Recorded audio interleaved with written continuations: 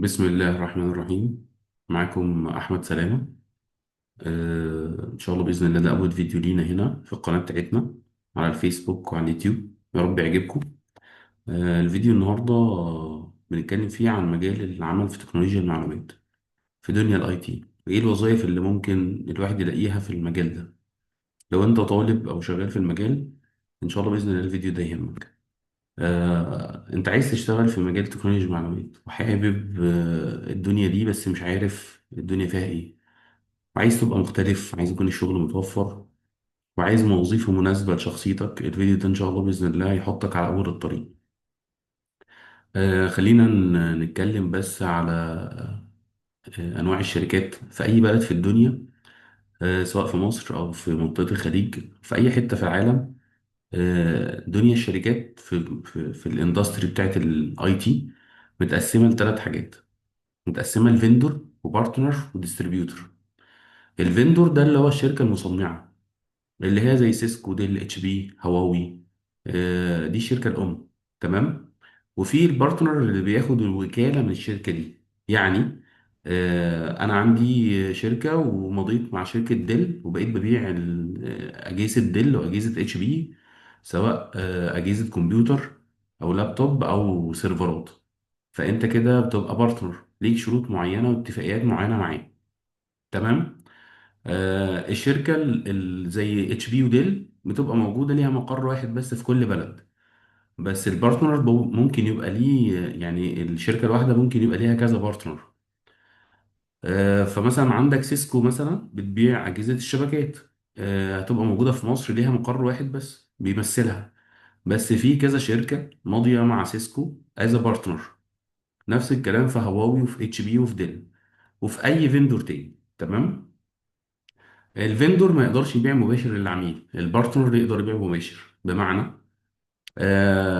لو انا عندي مثلا وزارة او عندي مصنع او عندي مدرسة او جامعة او مستشفى او فندق او اي ما يكون، عايز كاميرات او عايز اجهزة شبكات او عايز اي حاجة من الحاجات دي، ما بيروح للفيندور، ممكن يتكلم معاه مفيش مشكلة. بس عملية البيع وعملية التركيب بتيجي من خلال البارتنر. تمام. نيجي بقى للنوع التالت من الشركات اللي هو الديستريبيوتور. الديستريبيوتور ده هو الوسيط اللي ما بين الفيندور وما بين البارتنر. الديستريبيوتور، الشركات اللي بتشتغل از ديستريبيوتور بيبقى عندها مخزون، عندها ستوك يعني من البضاعة اللي موجودة اللي احنا بنركبها. ولما في بارتنر من الوكلاء او البارتنرز اللي موجودين في السوق، سواء مصر او خليج او في اي مكان، بيفوز بمشروع، ممكن يطلب الاوردر ده دايركت من الشركه الام، يتشحن له من الصين او من امريكا او من اي ما يكون. وممكن يروح للديستريبيوتور يقول له انت عندك الاجهزه دي، السويتشات دي او السيرفرات دي، يقول له اه عندي، فبياخدها منه دايركت. آه، كل واحد ليه شغلانات، انا بكلمك بالمختصر، بس كل واحد ليه شغلانه هو متميز بيها. الديستريبيوتور الريسك بتاعه قليل فمكسبه قليل، البارتنر الريسك بتاعه عالي فمكسبه عالي. يعني باختصار دي الثلاث انواع اللي موجودين في اي بلد: فيندور، بارتنر، ديستريبيوتور اللي ما بيبقى بين الفيندور وبين البارتنر. تمام. ليه بقول لك المعلومه دي؟ عشان الثلاث شركات دول ليك فيهم شغل. لو انت عرفت تشتغل في فيندور يبقى دي انت كده وصلت لاخر الطريق من اول من البدايه. لان اي حد شغال في ديستريبيوتور او بارتنر يبقى حلمه ان هو يشتغل في فيندور، او هو يفتح شركه ويبقى بارتنر لشركه من الشركات الكبيره دي. تمام. طيب شايف معظم الناس في السوق دلوقتي، سواء في السعوديه في مصر، انا قعدت في السعوديه فتره طويله وقعدت هنا في مصر شغال فتره طويله، فانا على حد ما اوير بالبلدين، بمصر وبالسعوديه. تمام. معظم الناس اللي شغالين في المجال او اللي طلبه او اللي عايز يدخل يشتغل في المجال بيتزحموا على تلت الشغل بس، وسايبين التلتين التانيين فاضيين. كل الناس عايزه تشتغل في سايبر سيكيورتي وفي نتوركينج، وعايز يبقى بنتريشن تيست، وعايز يبقى بروجرامر. بس دي كل دول بيتزحموا في تلت الشغلانه. تمام. وسايبين التلتين الشغل فاضي، فعلا فاضي، يعني مفيش حد فيه خالص. والدنيا فاضيه يا جماعه يا شباب. اللي عايز يشتغل في التو ارياز دول موجودين. الاريا الاولانيه السيلز، والاريا التانيه هي البري سيلز.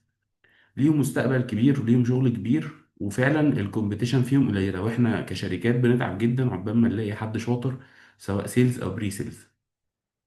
والفيديو ده انا جاي اوضح النقطه دي، يعني جاي اركز على النقطتين دول عشان اللي بيدور على شغل، آه يا جماعه الحته دي ان شاء الله باذن الله تكون مفيده ليكم. تمام. طيب السيلز ده قلب الشركه. من غير شيء، من غير سيلز ما فيش فلوس، فما فيش كاش، فما فيش مرتبات، فالشركه بتقفل حرفيا. اي شركه في اي مجال في الدنيا لو ما بتبيعش خلاص بتقفل. شركات السوفت وير لو ما باعتش السوفت وير بتاعتها بتقفل. مايكروسوفت، السيسكو، اتش بي، لو ما باعوش المنتجات بتاعتهم بتقفل. هو هدفهم ان هم يبيعوا المنتجات دي على قد ما يقدروا. تمام. فمجال السيلز ده مجال كبير. وظيفته ان هو بيتعامل مع العميل دايركت. هو اللي بيجيب الديل، يعني الديل ده اللي هو البيعة نفسها. تمام. بيقبض مرتبه وبياخد عمولة غالبا بتبقى كبيرة على حسب المشاريع اللي بيجيبها. تمام. السيلز ليه اسماء كتير. تمام. وليه درجات، يعني ممكن يبقى سيلز اكاونت مانجر، مش مدير، لا هو بيدير الاكونت اللي معاه. وليكن مثلا عنده شركة مقاولات، وشركة المقاولات دي بتبني كومباوند، بتبني مؤسسات، يعني مباني لهيئات حكومية.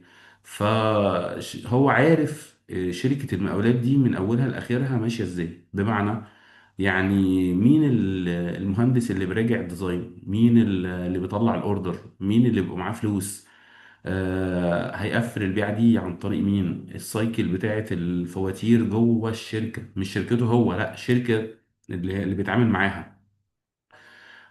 ليها اقسام جوه المبيعات. ممكن تبقى سينيور اكونت مانجر، ممكن تبقى جونيور اكونت مانجر لسه داخل المجال جديد، فعادي تبقى سينيور او جونيور. لما بتقدم شويه ممكن تبقى سيلز سوبرفايزر، وممكن تبقى سيلز مانجر. فتره يعني لو قعدت فتره طويله شغال سيلز ممكن تبقى سيلز مانجر. وفي ناس بتبقى سيلز دايركتور، ده اللي بيحط استراتيجيات المبيعات لمستوى الشركات. فالناس دي يا جماعة مهمة جدا، والناس دي هي اللي بعد كده بتقود الشركات لمبيعات جبارة، وبتخلي الشركة دي تتنقل في حتة تانية خالص. تمام. السيلز كمان ممكن يتقسم جغرافيا، يعني مثلا لو احنا هنا في مصر ممكن سيلز يبقى مسؤول عن القاهرة أو القاهرة الكبرى، سيلز تاني مسؤول عن اسكندرية والساحل الشمالي، وفي سيلز تاني ممكن يكون مسؤول عن البحر الأحمر ومرسى علم والمنطقة اللي تحت دي. ممكن يبقى متقسم عن طريق قطاعات. في سيلز ممكن يكون ماسك التعليم بس او الصحة بس، او القطاع الحكومي او البنوك، أو ممكن يكون ماسك الاويل اند جاز. فليها وظائف كتير. فالشركة الواحدة على سبيل المثال ممكن يبقى فيها 20 سيلز اكونت مانجر. كل سيلز اكونت مانجر، كل مثلا خمسة منهم ليهم سيلز سوبرفايزر، وكل 10 منهم ليهم سيلز مانجر، وكل دول تحت امبريلا كبيرة اسمها سيلز دايركتور. فتخيل انت بقى ضايع انت في يعني الحتة دي، انت مش منور عندك خالص. مع ان هي كويسة وما شاء الله فيها فلوس كويسة، وكمان عليها طلب، يعني عليها طلب كويس كمان. وللأسف احنا في مصر هنا مش لاقيين سيلز كويس. تمام. او السيلز كويس بيتخطف من شركة لشركة. ايه تمام. نيجي للنوع التاني او المنطقه التانيه اللي برضو اللي محدش بيهتم بيها. البري سيلز انجينير. البري سيلز انجينير ده وظيفته هو بيقعد مع العميل وبيشتغل مع السيلز كلوزد قوي معاه. بيقعد مع العميل يفهم منه هو عايز ايه. العميل يقول له انا عايز هنا مثلا شبكه نتورك، عايز واي فاي، عايز كاميرات. فكلمة عايز كاميرات دي بتترجم لكام كاميرا، بتترجم لكام كابل هيتمد، كام سويتش هيتجاب. الكاميرات دي هتبقى كام ميجا بكسل، الكاميرا السويتشات دي هتبقى نوعها ايه، سيسكو، اتش بي، هواوي، هتبقى ايه. كل ده البري سيلز دي وظيفته ان هو يقعد مع العميل يفهم منه طلباته ايه، ويحولها لحل فني، لحل تقني. تمام. وبيفضل شغال مع السيلز لغاية لما يقفلوا البيعة دي مظبوط إن شاء الله. تمام. طبعا هو البري سيلز خطورته ان هو لو فهم غلط او عمل سيليوشن غلط بيكلف الشركه وبيكلف العميل مبالغ ضخمه، لان الاجهزه اللي بتيجي بمبالغ كبيره. فهو لو الموضوع ده فلت منه شويه، او هو فهم غلط او مركزش او ما تابعش الجديد ايه، يعني مثلا ممكن يعمل سوليوشن صح بس السوليوشنز ده بعد 6 شهور هيبقى اند اوف سيل، يعني مش هيتباع تاني، يعني الاجهزه دي هتبقى قديمه وينزل اجهزه مكانها جديد. فالعميل هيقول لك لا انا مش راضي بالحل ده، انا عايز حل جديد. تمام. فالبري سيلز شخص بيفهم كويس تكنيكال، بيشرح كويس للعميل إلى حد ما، بيحاول يوازن، بيبقى نصه سيلز ونصه تكنيكال، يعني هو فاهم تكنيكال كويس وفي نفس الوقت عنده حتة البيع دي برضه شاطر فيها شوية. فدي دول الجزئين اللي احنا بنتكلم فيهم. البري سيلز بتقسم تخصصات، بمعنى يعني انا ممكن يبقى عندي بري سيلز للنتوركينج بس، وعندي ممكن بري سيلز يبقى شغال سيرفر او شغال واي فاي. في بري سيلز شغال للسايبر سيكيورتي بس، في بري سيلز شغال للسكيورتي سيستم، للسيستم فيو الاكسس كنترول. فهي بتتقسم سوليوشنز. بس يعني معظم التخصصات اللي موجوده ان الاكتف بيشيل واحد بس، اللي هو يعني بري سيلز الاكتف اللي هم النتوركينج، الواي فاي، الاي بي تليفوني، كل دول بيبقوا مع حد واحد هو بيشيل الموضوع ده. الباسيف نتورك بتبقى مع حد، اللي هو الكابلات، الفايبر، الكبر، الباتش بانلز، الراكات، كل الحاجات دي اللي بيسعرها بني ادم واحد بس، شخص واحد. البي سيز، الورك ستيشن، السيرفرات والستورج بتبقى مع شخص واحد. اللو كارنت سيستم اللي هي بقى الكاميرا، السيس تي في، الاكسس كنترول، الحاجات دي بتبقى لو كارنت سيستم، بتدخل تحت واحد بس هو اللي بيقدر يمانجها. فالبري سيلز نفسه فيه تخصصات.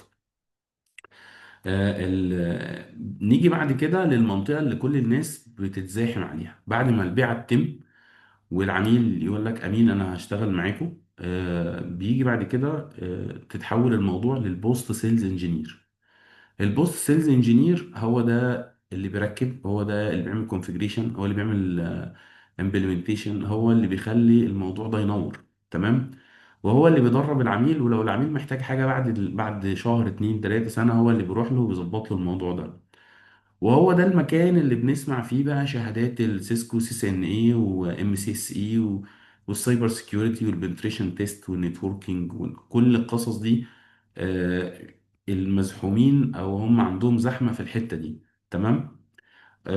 عايز اقول لكم يا جماعه ان في شركات بتقوم من غير بوست سيلز انجينير، يعني لو عندي مبيعات وعندي بري سيلز شاطرين، انا بجيب الشغلانه وبجيب يعني بجيب الماتيريال، وممكن اجيب اي شركه تانية او اي حد فريلانسر يشتغل لي الشغلانه بتاعت البوست سيلز دي. فهي طبعا هي يعني كل ما كان الشركه عندها بوست سيلز قوي كل ما كان الموضوع ده احسن ليها. بس هو ده فعلا تلت المجال، في تلت تاني اسمه سيلز، في تلت تالت اسمه بري سيلز. انت لازم تختار المجال اللي انت عايزه او تشتغل في الاريا اللي انت عايزها دي على حسب شخصيتك. بمعنى لو انت بتحب الشرح وبتحب التكنولوجيا وبتهتم بالتفاصيل وبتعرف الأجهزة وازاي بتشتغل، بس مالكش في ان انت تقف في سايت او ان انت عايز يعني الدنيا تبقى معاك تشتغل بإيدك قوي، انت بري سيلز بالنسبة لك مناسب قوي. لو انت شخصية اجتماعية وبتحب تتعرف على الناس وتعمل صداقات وعندك قبول، فانت مناسب ليك مجال المبيعات. لو انت بتحب تشتغل بايدك، ما بتحبش تتعامل مع بشر، بتحب تتعامل مع اجهزة، فانت بتشتغل بوست سيلز. يعني كل الناس اللي بتبدأ المجال بيبدأوا من ان هم يبقى بوست سيلز، وبعد شوية لما بياخد خبرة في السايتس اللي بينزلها بيبقى بري سيلز. وفي ناس بتبدأ المجال على طول يبقى يقول لك انا هشتغل سيلز اكونت مانجر وبيشق طريق. يا جماعة سيلز اكونت مانجر هم دول اللي بيبقوا مدراء الشركات، هم دول اللي بيبقوا المديرين والمسؤولين في الشركات الكبيرة، لأن هو بالنسبة له بيفهم لغة الأرقام. وأصحاب الشركات الأونرز بيبقوا بيحبوا يتعاملوا بالأرقام. أنا فاتح شركة عشان أكسب، مش فاتح شركة عشان أعمل كونفيجريشن أو أعمل كود شكله حلو. لا، هو بيزنس از بيزنس، فهو بالنسبة له السيلز هو اللي بيكسبه، فالسيلز بيديله صلاحية قوية جدا. والبري سيلز بيجي في المرتبة التانية، والبوست سيلز بيجي في المرتبة التالتة. انا عارف يا جماعه ان البوست سيلز مهم والبري سيلز مهم، بس في الدنيا بتاعتنا، في دنيا الاي تي، لو انت عايز تشتغل في مجالين فعلا فعلا كبار جدا، السيلز والبري سيلز، وفعلا فيهم ندره ان احنا نلاقي بري سيلز شاطر او سيلز اكونت مانجر شاطر. تمام. وعندنا بوست سيلز كتير شاطرين، في شباب كتير بيعملوا كونفيجريشن وشاطرين قوي قوي قوي يعني. تمام. بس للأسف هم كتير بس مشاريع قليلة، فاحنا محتاجين المشاريع تبقى كتير عشان نعين ناس أكتر إن شاء الله بإذن الله. الخلاصة، الدنيا مش هاكر بس، أنا مش عارف الناس كلها عايزة تبقى هاكر، الناس كلها عايزة تبقى حرامية يا جماعة. الدنيا مش هاكر بس ولا شبكات بس. لا، الدنيا زي ما قلنا كده فيها حاجات كتير قوي. اختار المجال اللي يناسب شخصيتك، وساعتها بقى النجاح هيكون اسهل واسرع يعني. تمام. ما تنسوش بقى تتابعونا على صفحة الفيسبوك واليوتيوب، ان شاء الله هتلاقيهم في التعليقات. و... واستنوا كورسات قريبة بإذن الله في مجال السيلز ومجال البري سيلز. وما تنسوناش من دعوة. شكرا، جزاكم الله خيرا.